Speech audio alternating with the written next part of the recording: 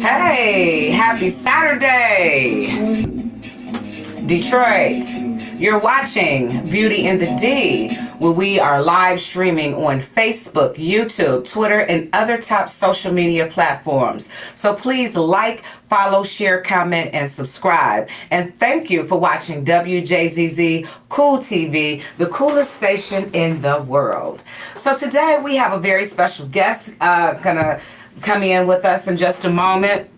And I never disappoint. Every week we have a special guest. So if you would like to give us a call in today and have any questions or concerns about the show, you can reach us at 313-355-6018. So we're going to do the show a little different today. Instead of having the guests directly across from me right here in the studio and in our room, we're going to have them tap in remotely. So as soon as they tap in, we'll chat with them live. So just to give you a few updates real quick, I want to give some quick shout outs to our sponsors.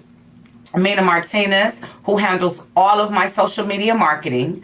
Also, Giovanni McCall, also known as G, the short hair slayer. She keeps my hair slayed. And then, of course, there is London Consulting and Insurance Firm, who sponsors and powers this show. So thank you again for tuning in.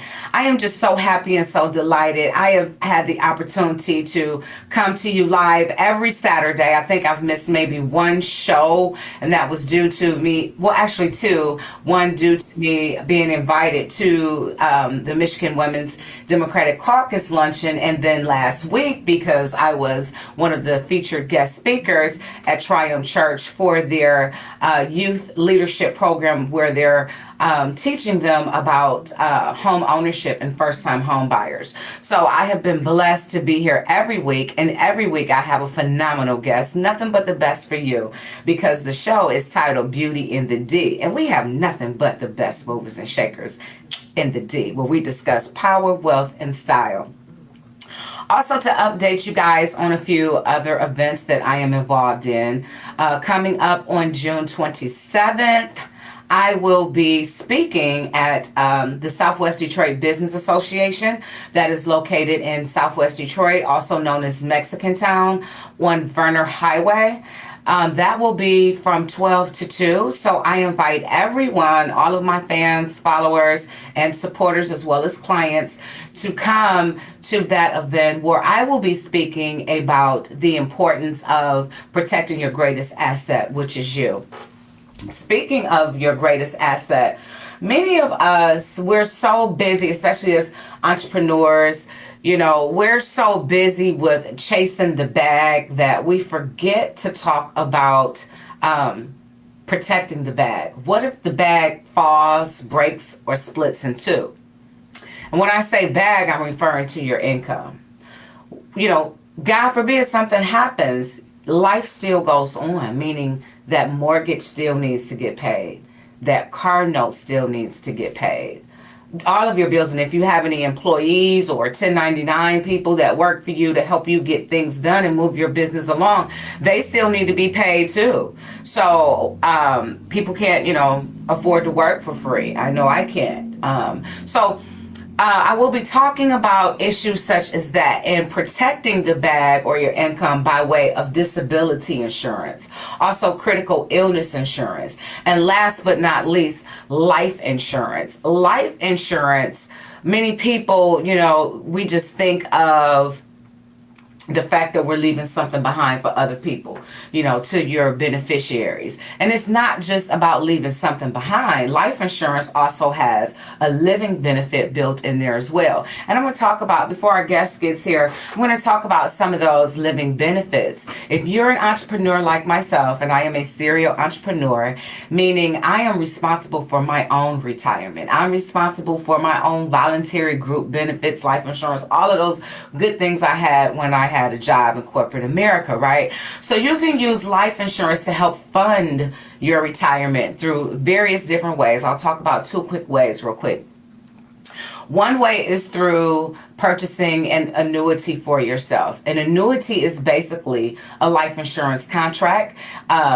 but it allows you to build cash value with that, and it's safe. It's a safe investment vehicle for you. The second would be through an IUL, which is an index universal life insurance policy. And the way the interest is credited into that life insurance policy, it's based off of the S&P 500 and what that does. So you could use that, you could let that cash value build up in there and potentially use that as retirement income as well. So now you're funding two things at once. God forbid, should you pass, then your beneficiary, in my case, my legacy is my daughter, London. So London would get, the death benefit and also the cash value as well.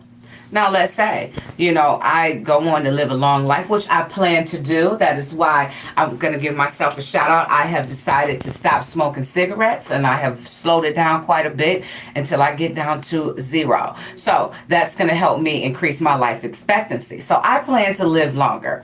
And I can use that money that builds up in there as part of my retirement, okay? Also, God forbid, let's say I don't have any long-term care insurance, which is another product that I offer that I strongly urge entrepreneurs to look into, or at least get a life insurance with a long-term care rider on it, is that let's say that you become terminally or critically ill. That life insurance policy, most of them will allow you to access 80% of the face amount of that life insurance policy and use that. So you could say, I want to, I found out I have a terminal illness, and, they have great treatments over in Honduras. I'm just being extra with it.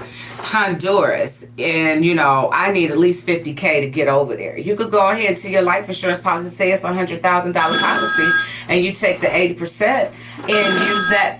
Oh, we have a call coming in. Hello, thank you for contacting Beauty and the D.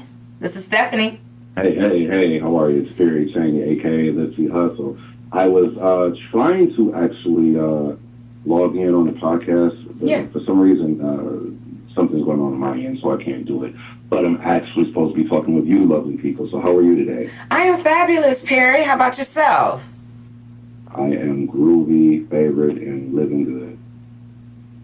Good. Thank you so much for tapping in by any means necessary. I really appreciate that. So everyone, our guest here, he's on the line, but you can hear him just the same. And you can contact us if you have some questions for him at 313-355-6018. And our special guest today is Perry Chaney. He's a promoter, and we're going to talk about promoting in the D. So thanks again for tuning in, Perry. So can you tell us, what is the name of the company that you represent, that you promote with? Seven Productions. Actually, Seven Productions and the Culture Entertainment. Culture Entertainment, I started with some individuals, and I'm the lone wolf here, but I started it just before COVID. It's doing well. Do a lot of things here in Michigan. Have done a lot of things here in Detroit. And now are looking to venture off. We kind of ventured off into another area, which is film.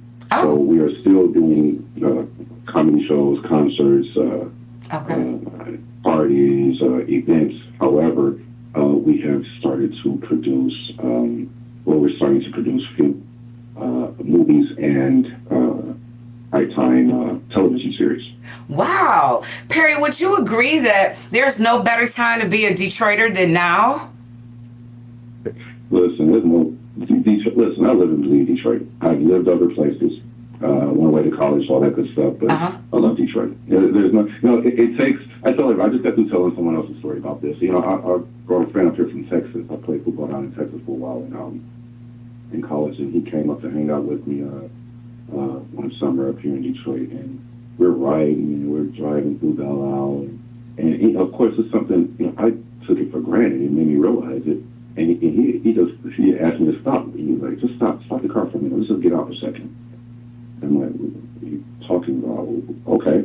So we pull over, we get out. It's normal, this is what we do, this is Detroit, right? And he was like, do y'all realize, Shouty, do y'all realize, that's all I love, like, Shouty. Realize, y'all got a whole island in the middle of y'all downtown. A whole island, yeah. You realize this? I'm like, wow. And, of course, Belle Island, right? But you never ever really, I never really, it's like, okay, it's a park, it's Belle Isle. We slide off there over the bridge, we hang out all the time. That's that. But when I came home from college and I brought somebody here who had never experienced Detroit before, he made me realize how beautiful that whole situation is. And then, of course, we're growing leaps and bounds constantly. So I'm very proud of Detroit, actually. It's something to where we're attracting the world to Detroit. And that's what I work to do, is attract the world here to Detroit. Yep, all eyes are on us, and you're right. We take it for granted. To us, it's just of a particular age. It's just going to the Rock. You know what I mean? But exactly. when I lived in Atlanta for several years, and Atlanta's hot, Atlanta's popping. But one of the major things outside of corned beef sandwiches, one of the major things that I missed about Detroit was the water. It's no water there. You know what I mean? No water. Absolutely. Yeah. And we do take this for granted. And one other places, I played football for Atlanta and Morris Brown, too. So. Really? Morris Brown? Anybody knows me, Georgia is my second home. Okay. Yes, ma'am. I'm a Morris Brown, man, CAU, man, play football, but at the end of the day, Georgia, I went to Georgia. I went to college in Georgia. I lived in Georgia when, Outcast and Goodie Mouse had a liquor store right there on the campus, and TLC snatch you up in their car and go hang out with you the whole night. They'd come to one of your parties because it was just that normalized. You know who you are. Yeah. The world knows you, but now it's just something totally different. But at the end of the day, you're absolutely right. Atlanta, ATL, and they'll come up here in a heartbeat. And you know what I love? It's sour, sweet. I love how the media tried to play us, years ago, where they just wanted to show, burn down crack houses. And they did play us. Stuff that everyone has in their city. They wanted to make it like our whole city is totally consistent with it. And it's funny because now that narrative doesn't even exist. You know what I'm saying? People are calling me like, hey, listen, can you tell me about some property up in Michigan? Yes. Detroit specifically, we got rappers moving here. We got entertainers moving here and trying to run for the state rep.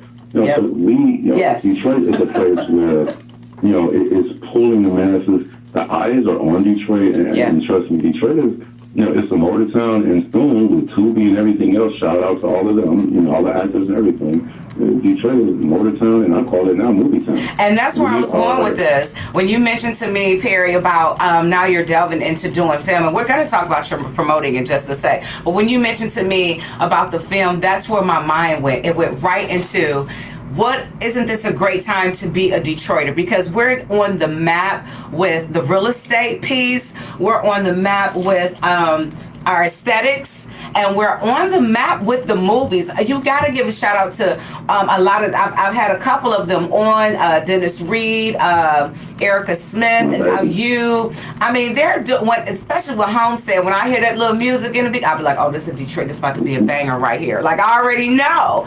And our movies that you guys are putting out, they have such great storylines and wonderful talent. And it's like, you can resonate with it because the characters remind me of real Detroit swag. Listen, and that's what I love. One thing about it, I've spoken with, I got a couple of projects, but I've spoken with several individuals before I signed the production deal.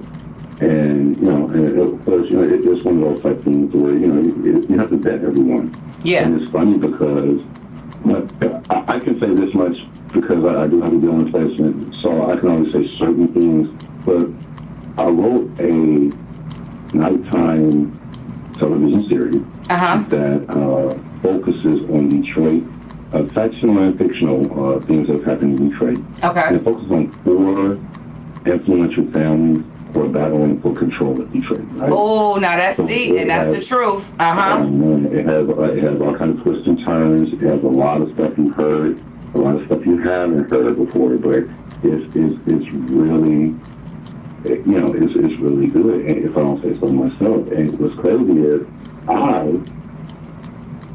that thing would have sat in my laptop where it's sat somewhere collecting dust because when I wrote it, it was just a challenge. One of my friends, you know, he called me out from California, dude, you should your life, you did this, you did that, you did this. I'm like, and I honestly, anybody knows me. God forbid I drop dead right now. I have had a very fun life. I've met some people that I never thought I would meet. Good, Perry. I got some stories that if I told them, you'd be like, you cannot be telling the truth. So it only makes sense to put them in film form, right? Exactly.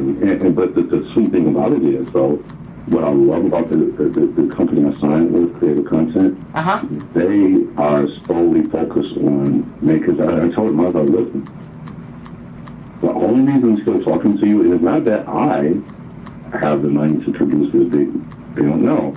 It is the sheer fact that you did something no one else has done. Everybody else would want to go, you know, get gritty with Detroit gritty. And I did it, the dirty minute. I did all that. And we got a lot of stuff out there like that. Yeah. It's the only production company that said, hey, listen,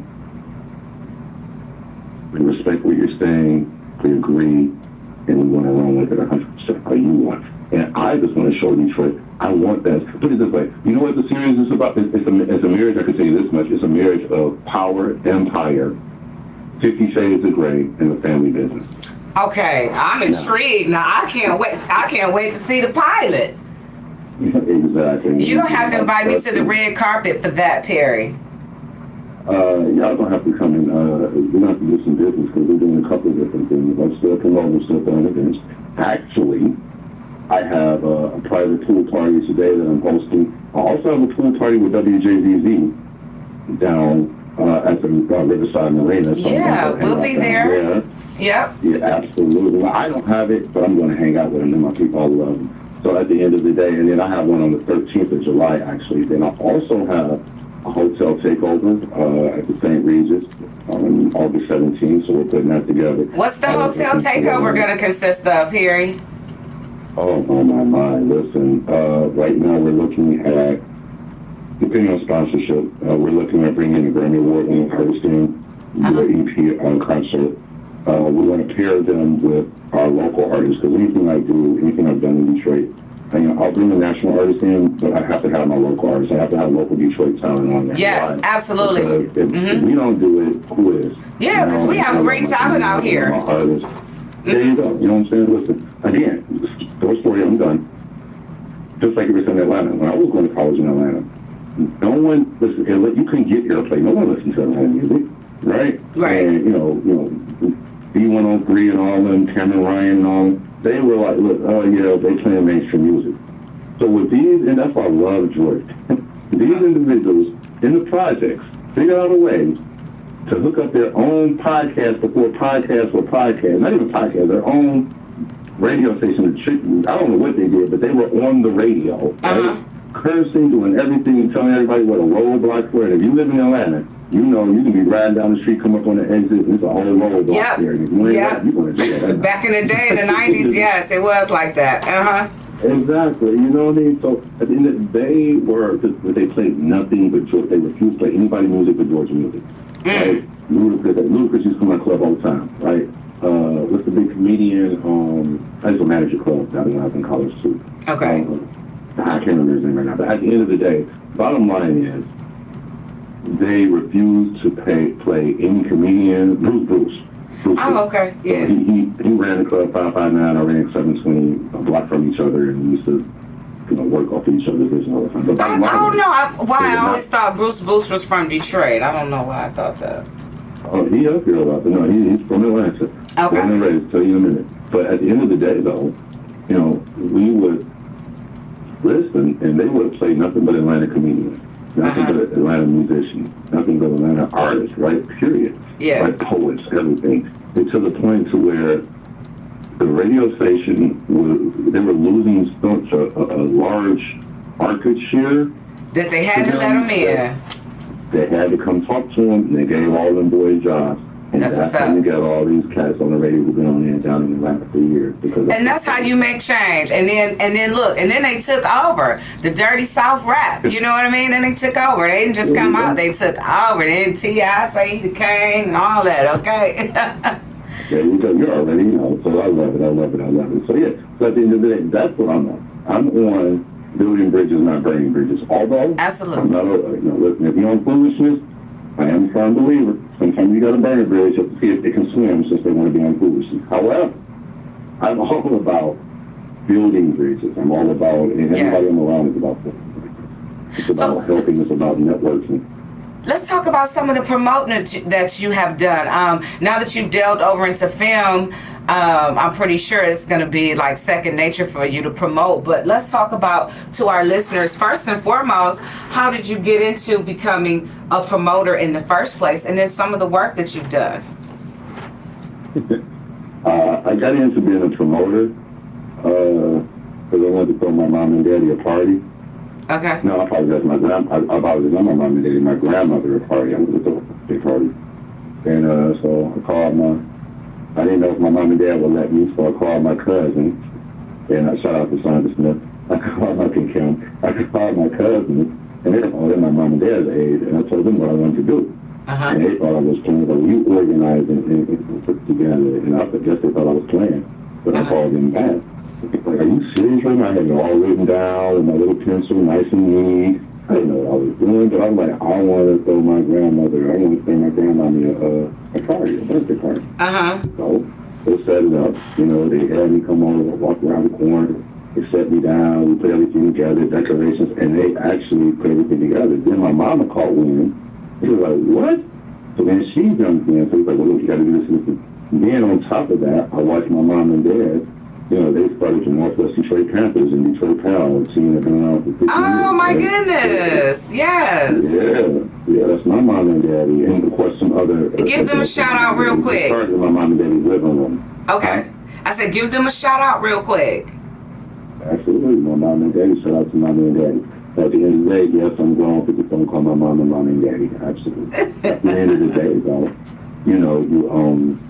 so I started out that way. Then it just naturally progressed. I played football in high school, pretty good. Went to college.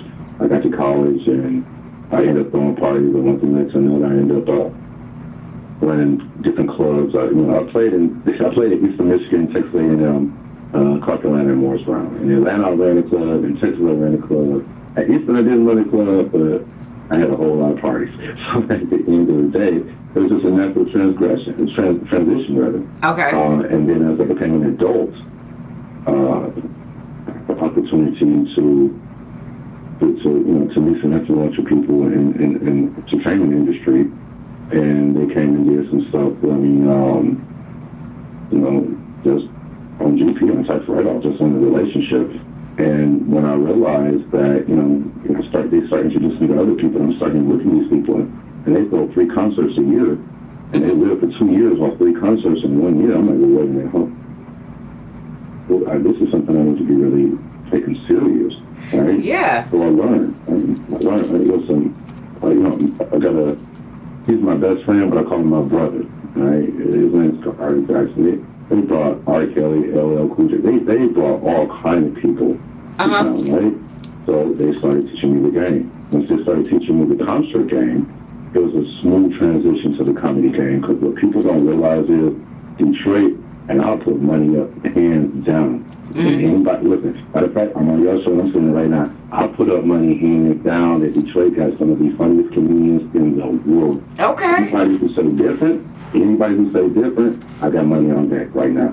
Okay, so let me ask you this. When these guys started teaching you the game and showing you stuff, techniques to take it to another level, when did you, because this was something that you were doing because it came natural and obviously you had a passion for it and were just naturally good at it, when did you begin to monetize it, and how so?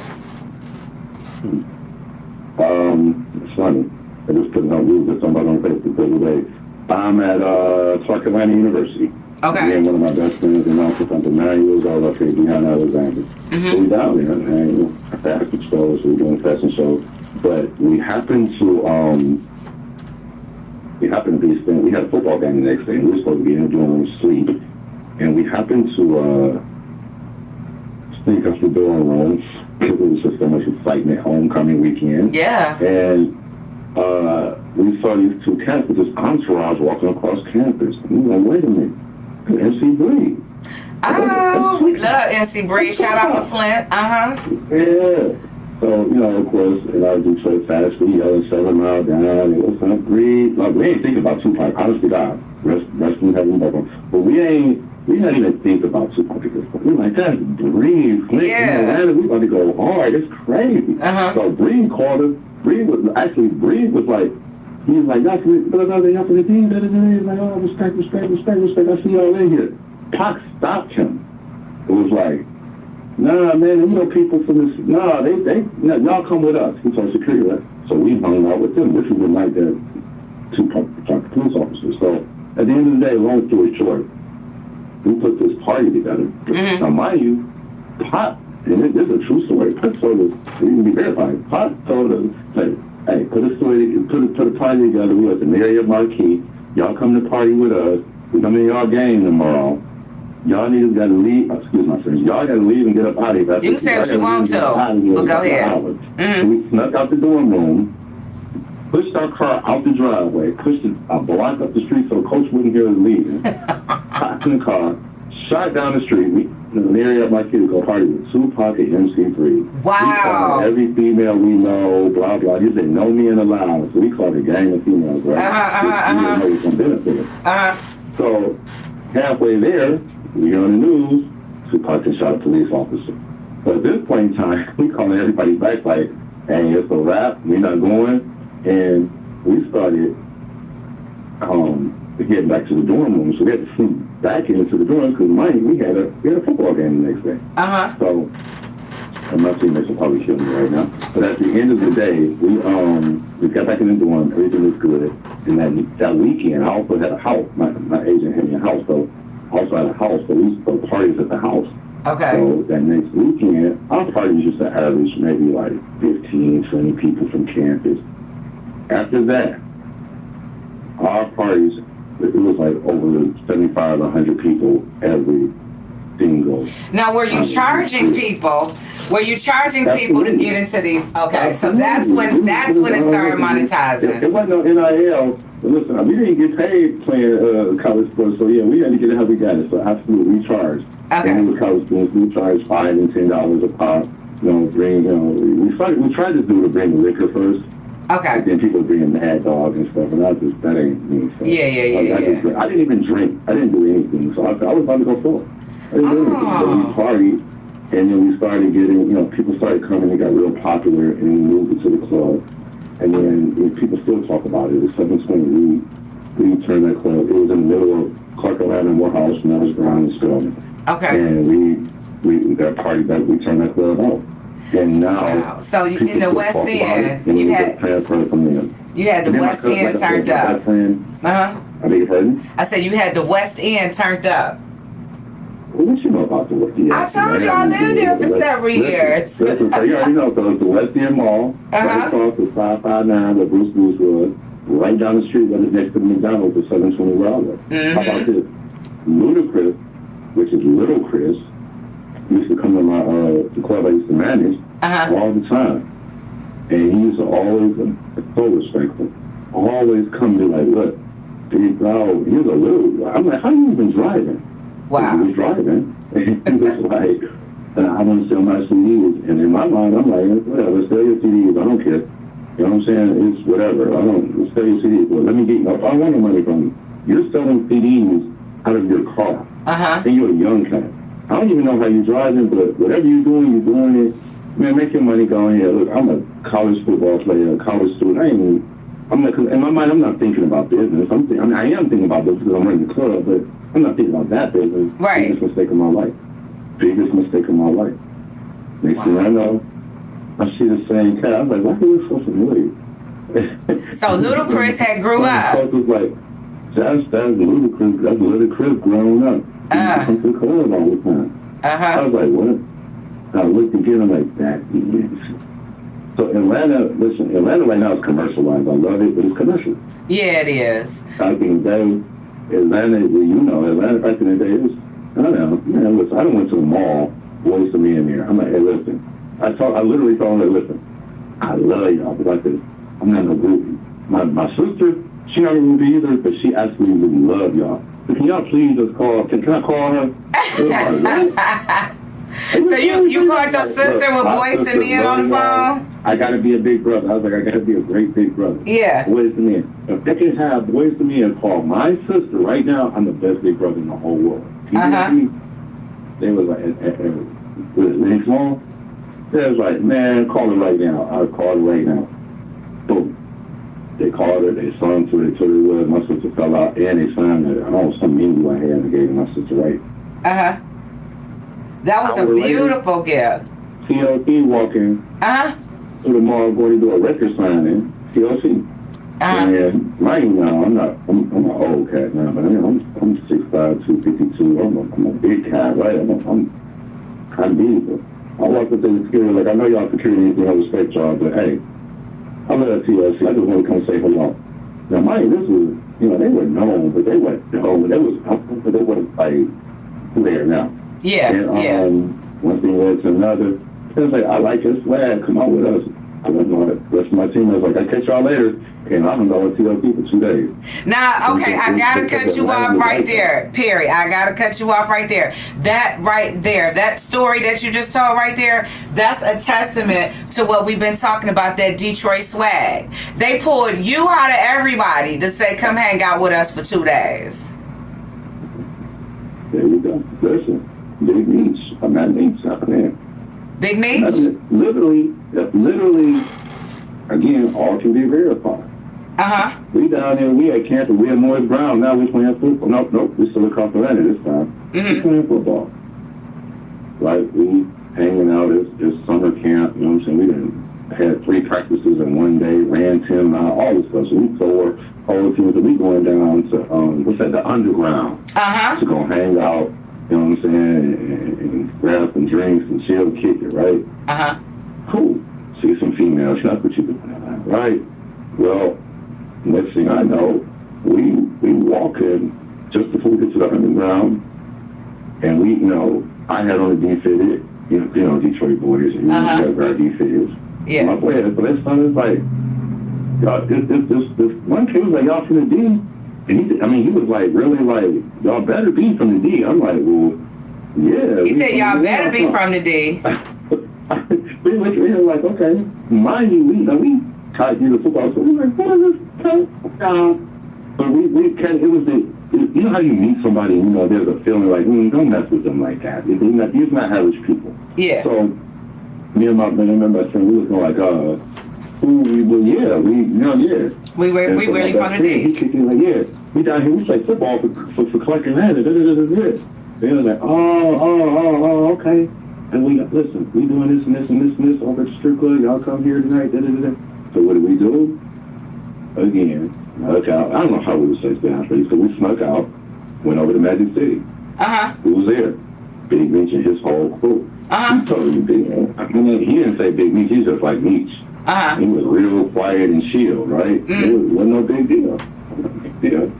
Next thing I know, years later, we're realizing that who we were sitting with is an icon. Wow. It was a freaking icon. It was so crazy. One of his boys was like, he told us that they're down here already. I remember him saying that, they're down here already.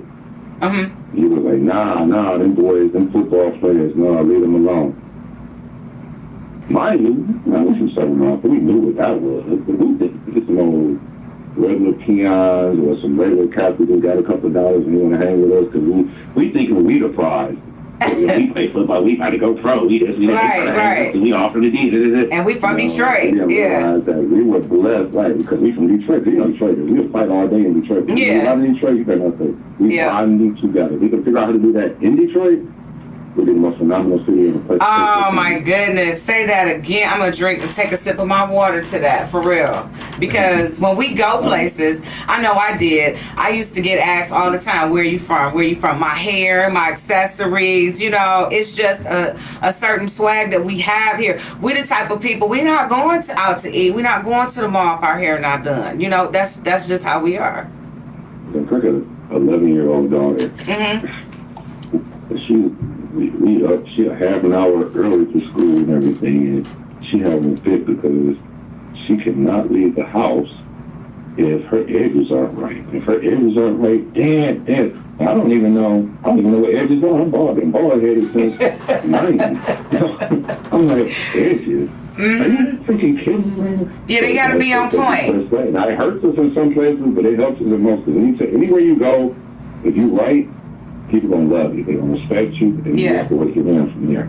And that's why the promotion game is so big and it's so bad at the same time. You know, I'm one of those people.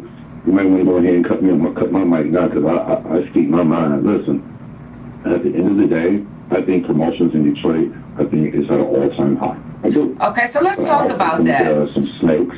There's some snakes here. You know what I'm saying? Well, that's everywhere. You got snakes everywhere. Everywhere. Yeah. Everywhere.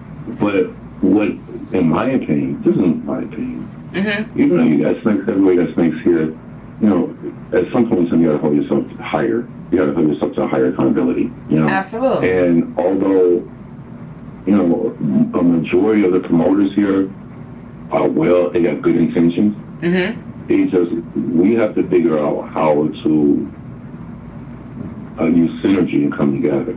Because until we do that, until all the they're like 100 great promoters, right? Mm-hmm. And then they're like 20 like people who are like, are you serious right now? And until that 100 great promoters come together and just bond together, you know what I'm saying? The light is always going to be shining on those negative 20. You know what I mean? So I'm just a firm believer of even with the negative 20, they know who they are. But even with the negative 20, that's what. If God can forgive them, then I can forgive other people. And other people can forgive. At the end of the day, get your game together. You know what I'm saying? Let's build together, because right now it goes back to that Atlanta stuff. When Atlanta finally decided to come together and bond together and not talk about it but be about it, they became the Dirty South. Yeah. They became that. Say it again. They became the Dirty South. So, Perry, I want you to tell our listeners, how did you solidify yourself in this beautiful city, Beauty and the D? How did you solidify yourself as a promoter? And I know this time goes by really fast. We got like 5-6 minutes left, but can you please talk about how you solidified yourself as a promoter and some of the people and projects that you've worked on right here in the D? Yeah, I started out as a male dancer in college, and I wasn't broke because I was on stock. Was you at Henry's Palace?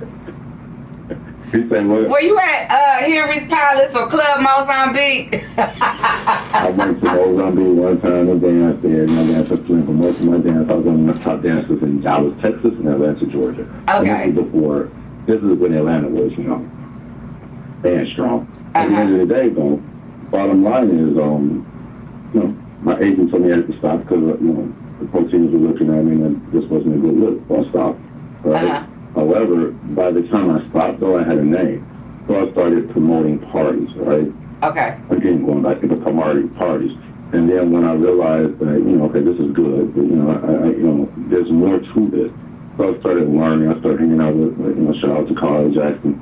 I started learning how to put together concerts. Mm-hmm. And I realized that it's very detailed and very strategic, but it's not that difficult, but it's a lot of moving parts to it, a lot.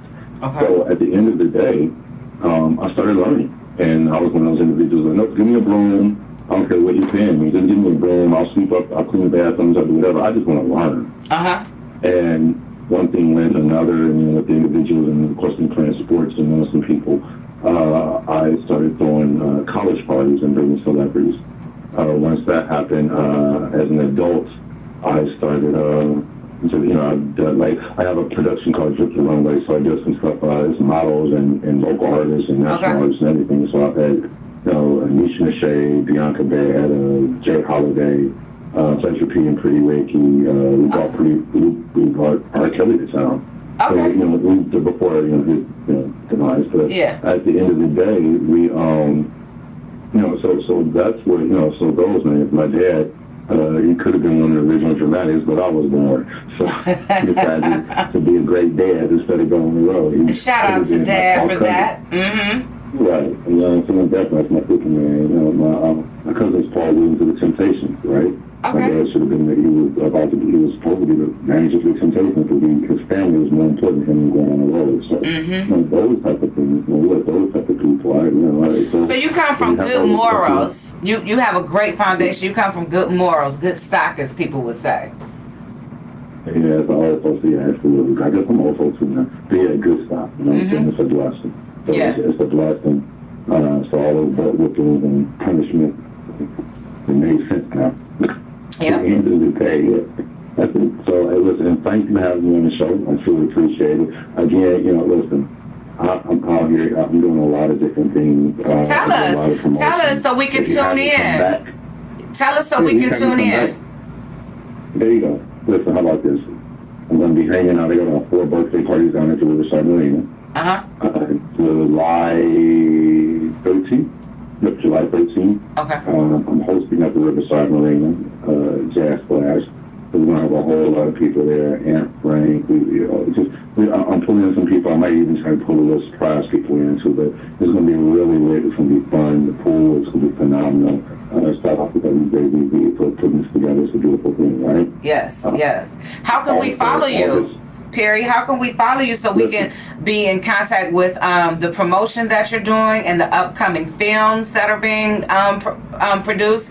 We need to know all of that so, we can, get everybody going tapped in. On Facebook, listen, social media, Facebook is Perry Cheney Jr. Make sure you put Jr. on there, because if you flirt with me and send it to my dad, my mama might do more. But at the end of the day, it's PERRYCHANEY Jr. That's on Facebook. Instagram is Barack Obama. Barack like the liquor, Obama like the president. Barack Obama. That's cute. There you go. That's one of my mentors. And Gypsy Hufford, Barack Obama. Ladies, please, let's get together. I really do want to get you guys over on the 13th down here to the marina. But also, listen, I really want to push this. Look at the sponsorship, donations, and everything. I want you guys to be part of it. Bring the show because I really want to do a relationship show. My Facebook page is hot for that right now. But listen, I'm doing a hotel takeover August 17th. Again, it's at the St. Regis Hotel, live entertainment, after party. Your hotel is all inclusive. So you get food, hotel room, open bar for 2 hours, concert, after party, all one price, vacation in Detroit, in our great city. Right there on West Grand Boulevard. In the hood, where it's all good. What's the price for those tickets on August 17th, Perry? Actually, what we're putting together right now, but the promotion will be out within the next 72 hours. I'm just waiting on all the final stuff. That's what's up. Now you got to invite me back on.